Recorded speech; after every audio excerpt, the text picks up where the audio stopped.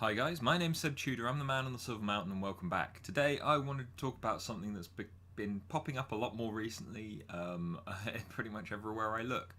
And that is the dealing with differing opinions and the way to both interact with the people who have differing opinions and the way to best organise a discussion with people who have differing opinions. I don't mean in regards to scheduling it, but in regards to actually having it. And there are, I think, about 6 things that come to mind in regards to this topic, in regards to dealing with people of differing ideas and so on and so forth. And so I'm just going to run through them. So the first one, number 1, as I've said in other videos, especially the one where I talk about truth and reality, as well as some of the others that I've talked about more recently to one degree or another, you have to base your discussion on fact, and you have to know what that foundation is. You cannot allow for the representation of opinion as fact. For example, if we're talking about facts, then taking something like the fact that if you're talking, one of the numerous discussions that's been going on recently in a certain area is in regards to the Electoral College in the United States, and that's to a degree still ongoing and whatever else. But what it comes down to is it's a fact that is the system that was agreed to at the beginning of the election, and it was only afterwards that the result wasn't agreeable to some people that they decided to argue on it. Yeah? In which case, you can have your opinions on the system, but you cannot suggest that there wasn't some kind of basic contract in regards to the people going into that race and using that system to get where they were going. Or if we're talking, for example, about reproductive rights, even, whereby you have the scientific evidence of kind of when a abortion can be done, when it would be safest to do it, when does the clump of cells inside actually get to a point whereby maybe it's something that needs to be protected. Things like that. Those are all facts that can be dealt with. They can be proven in a quantitative way through the scientific method. They can remove as much bias as possible. But then the right and wrong of things is very much a moral stance, and that's the opinion. You cannot have someone going, well, that's a child and it needs to be protected, or you're a monster and that's a fact, because that is all opinion just with that's a fact added to the end of it. So it has to be a case of, even in other more political arguments where you've got the arguments around some of the gender stuff, and you've got or feminism, and you've got them coming out and saying, well, we live in a patriarchy and that's a fact. Well, no, it's not. We live in a representative democracy, at the very least in this country and in the United States, where and parts of Europe where lots of these arguments are happening. You live in a representative democracy. You do not live in a patriarchy. Whether or not people in that nation still hold kind of patriarchal views to one extent or another, that is entirely up to them, the same way that you have the freedom to take your feminist ideology and do as you like. You don't live in an institutional system whereby patriarchy is the main driving system and mechanism for various decision making. So if someone comes to you and says, we live in a patriarchy, that's a fact, again, that can be swept aside because it is literally it's a falsehood. However, then if you're looking at whether or not there are patriarchal views within that nation, yeah, they're probably there, and they're probably amongst the older side of the population, both men and women. In which case, that again can be pulled up by various bits of information. You can count the number of people that have those views if they volunteer their attachment to it and so on. But anyway, I'm going off on a tangent. The second one is respect, and it's not I don't feel you should respect the person that you're talking with but I do feel that you very much have to allow for yourself more so than them. You need to remain civil. You need to remain as connected to the things going on in your head and the things going on around you as possible, because that way, as with lots of these discussions, people will take offense at all manner of random things just because they can. Yeah, whether there's evidence to support what they've done or not, they will take offense, they will fly off the handle, they will do silly things, and they will say silly things, and they will be popped out of their little comfort bubble, and as a result that makes them upset.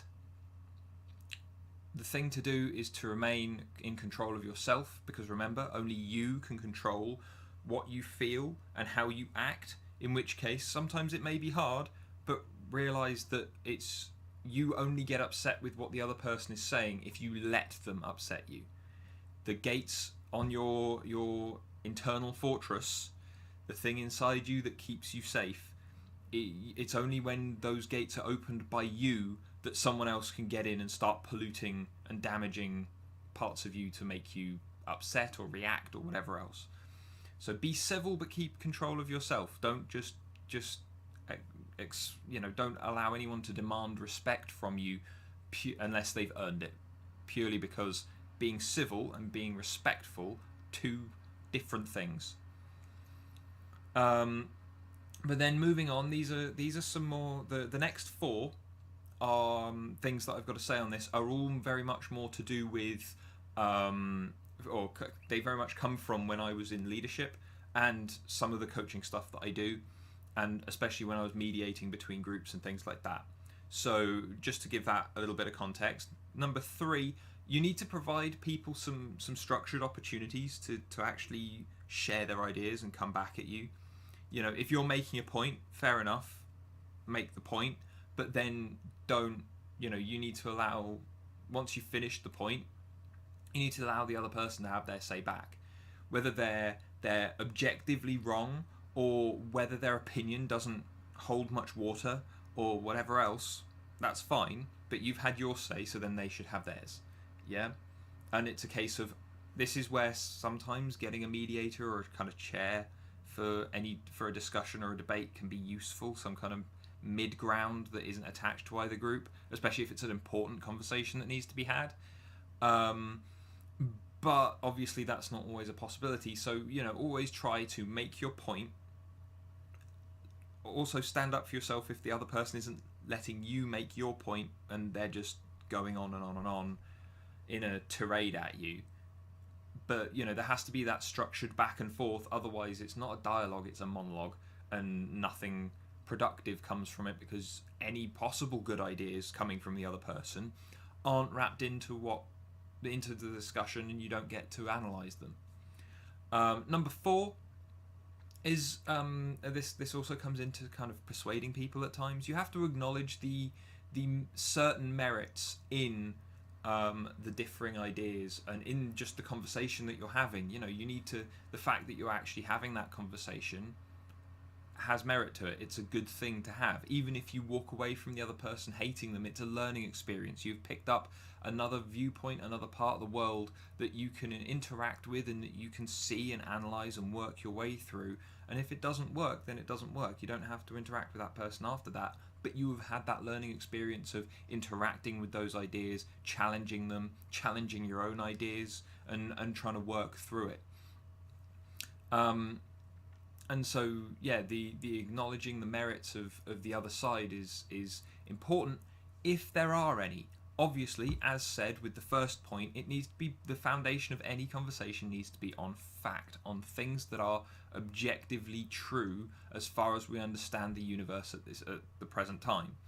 In which case, when it comes to the Ken Ham versus Bill Nye debate on creationism versus evolution, when it came to that, I felt really sorry for Bill Nye, just because there were very few, if any, merits to the discourse put forward by Ken Ham, and yet Bill Nye actually had the restraint and he had the straightforward um, capacity to not just entirely call it out, but to put his points across in such a way that then it backed Ken Ham into a corner to a degree, so that he had to admit that there was nothing that would change his mind, and there was no point even having the discussion in the first place.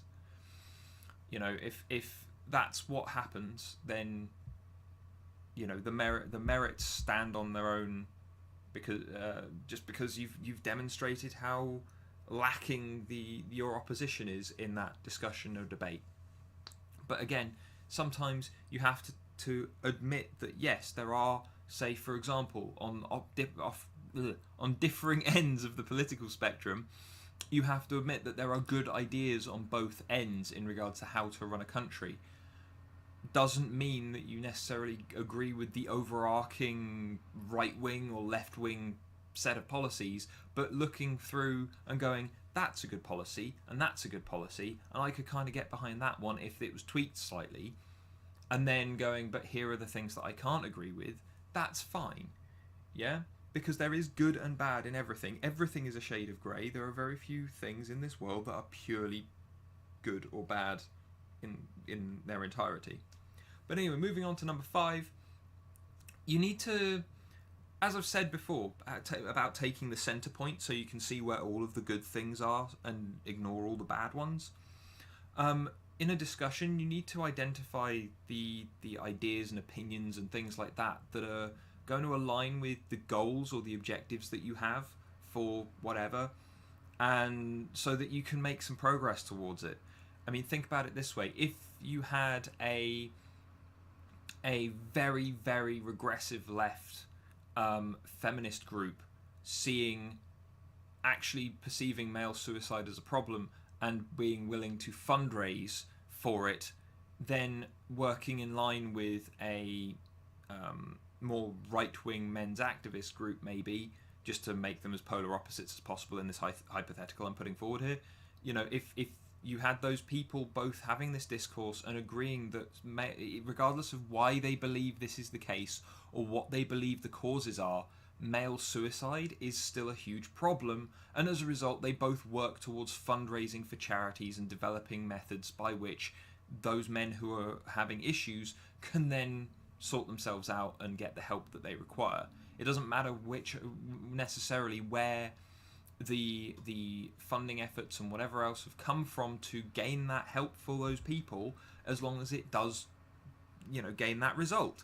And so in the discourse, identifying the fact that they can both agree that, say, male suicide rates are at the moment really, really bad and that they need addressing, is something that would be, stand out important for both of them to focus on, regardless of their ideologies. And then the last piece can be kind of hard, especially when it's conversations with friends or passing people, and is very much more a work-based thing. You need to, once you've summed up what's being said and what's being done, you need to provide some feedback to the person, especially if the discussion is over actions being taken or things that need to be organised and things like that. You need to make a point of feeding back to those people that had the input, just to let them know kind of why you actually chose to go with this idea over the other ideas put forward, and so on and so forth, and making sure that you it wasn't just a case of, oh well, I'm literally agreeing with this because there was no other reason to listen to any of you, and I may as well have not had the discussion and made had the decisive action to go and do whatever myself. It's a case of, yes, sometimes you might have to, if you've had to remove yourself from those people because they've literally been confusing fact and opinion or causing all manner of other various issues through the discussion, like Ken Ham refusing to back down from his ideology even though he was proven essentially incorrect to one degree or another. And it's a case of, you need to feed back to the people who have actually had the constructive conversation. You need to go back, talk to them, say, okay, well actually after we had that chat, what I decided to do was this, and here's why. just because then they can realize that there was a level of appreciation of their thoughts, and they can hopefully appreciate, especially if you've done a little bit of explaining as well as to why you chose the action you did. They can appreciate your thoughts and your working process as well. I mean, that is very much more one that's slanted towards leadership and discussions in the workplace and stuff like that. But I feel like it can still apply to outside of those situations. If I've had a discussion with some friends because we're organising a thing, and I have to go away, organise it based on what was said, and then come back, then I'm going to tell those people why I decided to do the things that I did, and why I maybe ignored some of their advice or some of their ideas or things like that, just to acknowledge the fact that everyone had input, but I had to take an executive action. But yeah, there you go. Those are my 6 things that I suggest in regards to dealing with people with differing opinions, and in regards to dealing with the conversations that ensue. There are an awful lot of keyboard warriors and anonymous individuals who feel they can hide behind a screen and say all manner of things, and that they don't need to use fact. They can easily confuse fact and opinion because, oh, my feels, oh, my emotions, oh, it seems like that to me. There are so many people like that out there now who have the ability to speak purely because we are a far more connected world than we ever have been in the past, and it causes so much friction between people just because as much as people don't understand how best to ask questions or how to stick to what they're saying, or where personal integrity isn't a thing that's got an awful lot of importance put on it these days, considering reality TV and how big you can get just by making a fool of yourself. The whole thing about having discussions is that it's the only way that we can communicate. It's the only way that we can develop ideas and things like that. It's the only way that we can convey elements of truth or the differences in perceptions and things. And so it's that important. So I wanted to do this video because obviously I've been having discussions recently around the stuff that I've been putting up, some of the work that I've been doing. I've lost a couple of friends over it because they decided that what I was saying, they would let it into their system and it would cause all manner of damage and it would make them so upset, and so they had to remove themselves from it. But at the same time, throughout all of that, I just spoke the way that I normally speak. I dealt with them the way that I normally would, and I stuck to these things that I'm saying here. In closing, the only thing that I would maybe say is that if you are going to back away from a subject, or even back away from a person entirely, when it comes to it, if that person comes back to you, says that they're, comes and wants to have another discussion, or if you've backed away from a topic but then it has to come up again for whatever reason, don't be afraid of interacting with that. Just make sure that you interact with it in a consistent way, because being inconsistent in this and the way that you approach these things is how confusion starts, and then that only leads to more friction, and then that leads to people setting the house on fire because there's no way that they can really kind of reconcile what's been said.